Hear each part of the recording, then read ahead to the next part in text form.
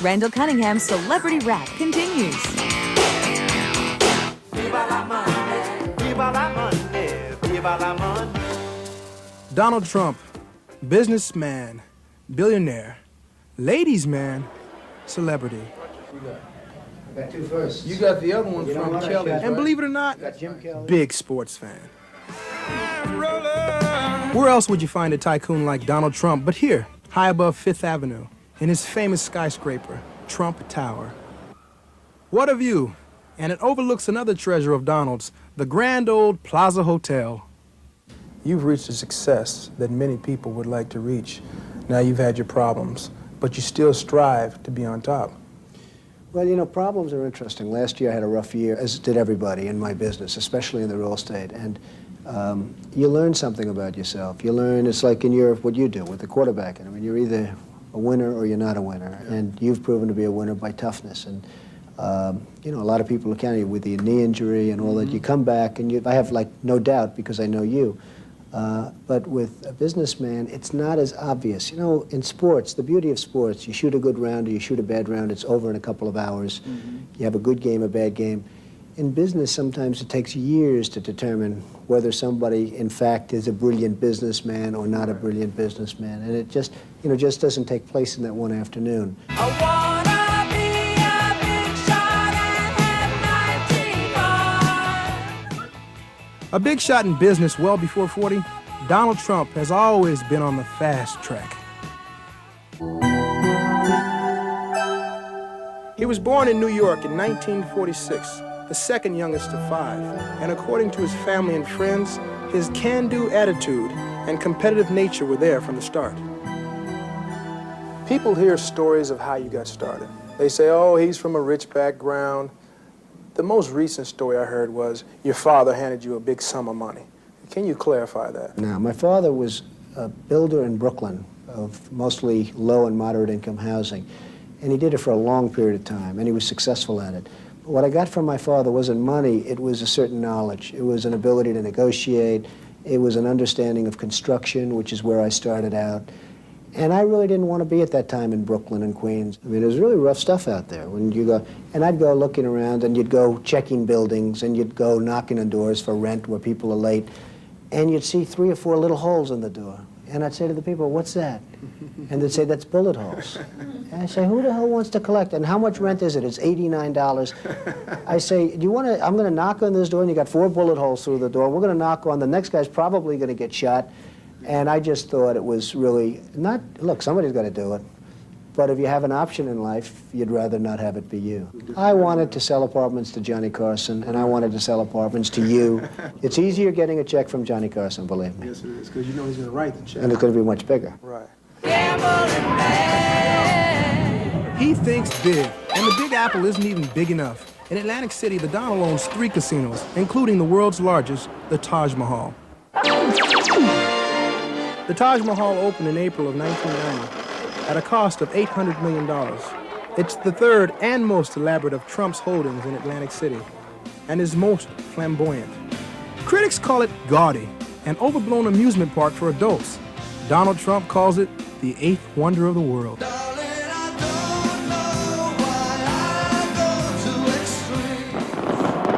Despite recent reports of a negative cash flow at his casinos, Donald claims they're doing just fine. He's even doing his own TV commercials. It's more than a hotel. It's a 4-star resort. I finally decided that I'll do the commercials myself, and, you know, it's had a great effect. I mean, Taj Mahal is #1. The other places are doing unbelievable, and the commercials have had a good impact. And listen, anytime you need anything at the castle, just call, and I'll bring it to you personally. Did I just say that? He's been called the people's billionaire. It's obvious he enjoys his celebrity status and the company of other celebrities, too. People would want to know what type of friends you have. Now, I understand you told me that you and Michael Jackson are close friends.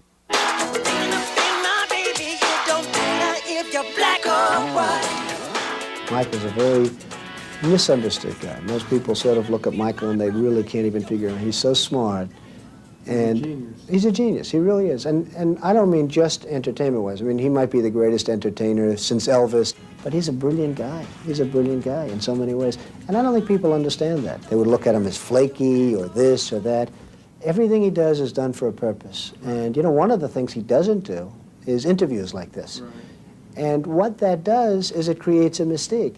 These two celebrities are so tight, Donald persuaded Michael to put in a personal appearance at the Trump Taj Mahal.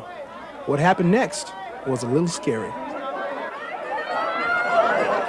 I heard people were diving trying to get to Michael. I have never seen anything like this, and I've been with everybody. I mean, I've been with Elton John, and we walk through the casino and everything works out fine. And you know, the people get excited and there's a great commotion and stir. I walked through the casino with Michael Jackson.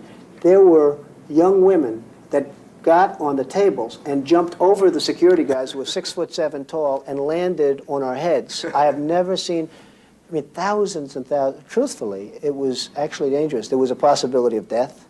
It was such a crush. It was violent. And Michael got down on the floor. He got on his hands and knees, and I thought he was hurt. I said, "Are you all right, Mike? Are you all right?" He said, "I'm fine, Trump, I'm fine."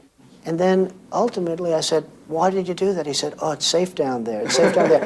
And it's like he's been there. I said, "Tell me, is this as bad as you ever seen it? Have ever seen it?" He said, "Oh, no, this is nothing. You ought to see Japan." He said, "In Japan, it's total bedlam." Another one of your friends is Tyson. I mean, you've had him fighting at your casinos, and you've seen him everywhere. He's a good friend of yours. Do you think he's misunderstood? Well, Mike is two people. Mike is a very fantastic gentleman and wonderful guy. And then, as perhaps a heavyweight champion has to be, a real heavyweight champion, he can be one of the meanest, toughest guys that you'll ever meet. I just feel so bad about what's happened to Mike.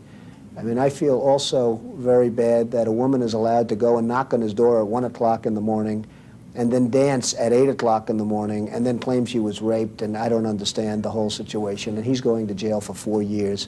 And I speak up about it, and people give me a hard time. They say, "How can you say that?" She knocked on his door at 1 o'clock in the morning. She came over there. I mean, we're not going to talk about nuclear physics with Mike Tyson at 1 o'clock in the morning, okay?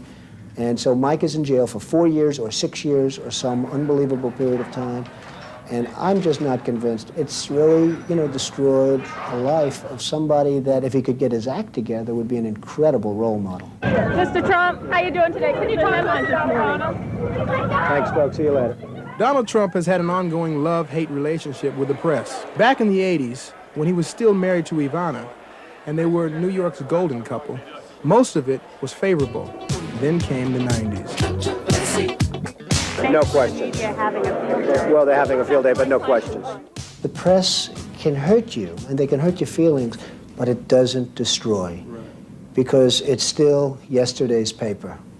And about wrapping the fish, you use it to wrap the fish, and there's a lot of truth to it. But it really is, what have you done lately? Exactly. It doesn't matter. You have 15 great years. In my case, I had 15 incredible years. I had one bad year. You were the greatest in the 80s, and then come the 90s, people want to jump on your case saying, what's going wrong here? Why are you doing this? But it's true. People did jump on my case. As soon as they saw, and they changed the tax laws on everybody, and it's not me, but I guess I was the most visible of everybody. It's everybody. Is the Donald Trump of the 90s different from the extravagant Donald Trump of the 80s? I don't think so, Randall. People are people. The fact that I happen to like nice houses and nice boats and nice planes and nice everything else, I'm not going to change. I mean, why? Because the year changes. It's now 1990 instead of 1989, so I no longer like boats. So, you know, they all say, oh, it's different. The 1990s is different. That's a lot of crap. The 1990s are hopefully going to be great. And if they're not great, you do a different thing. And you know, I think you have to adjust and you have to acclimate.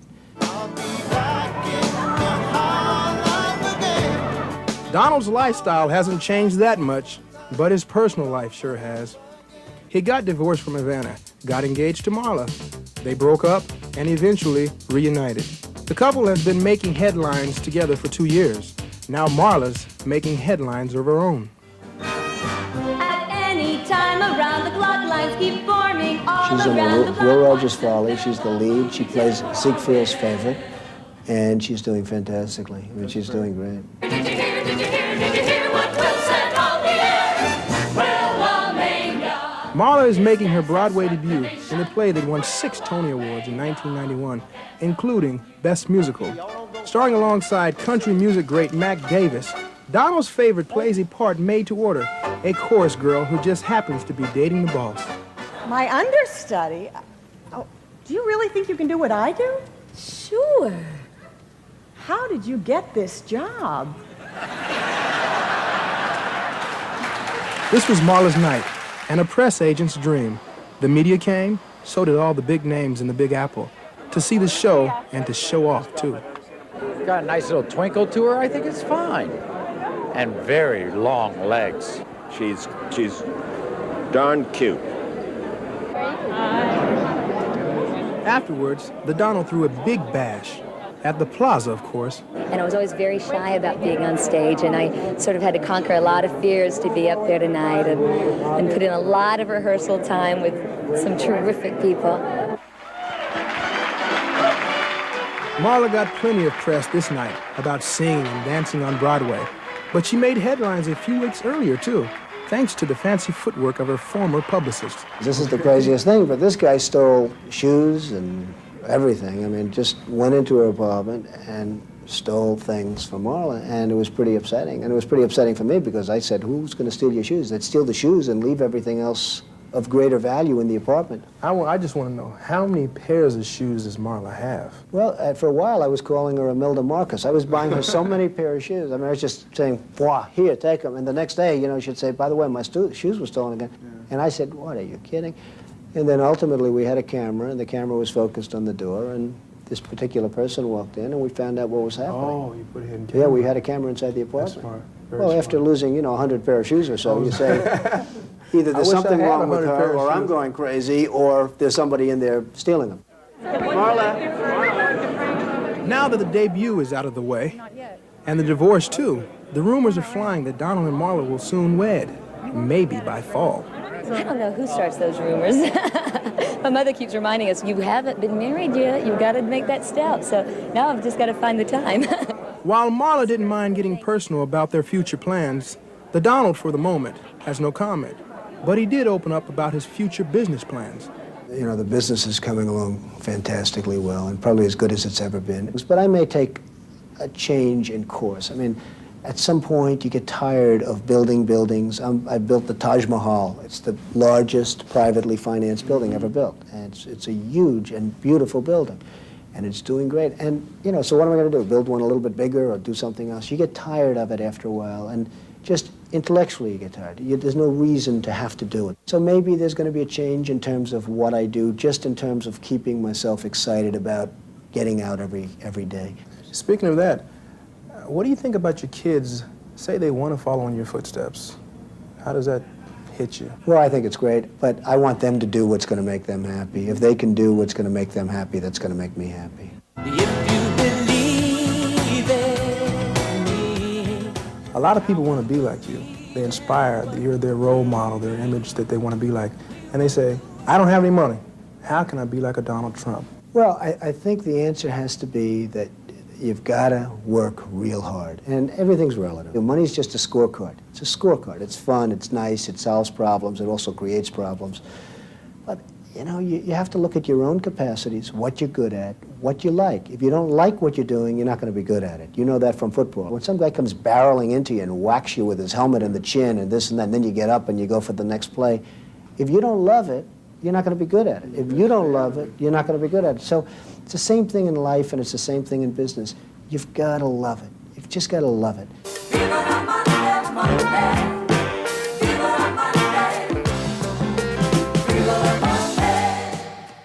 Up next, Randall, Downtown, Julie Brown style.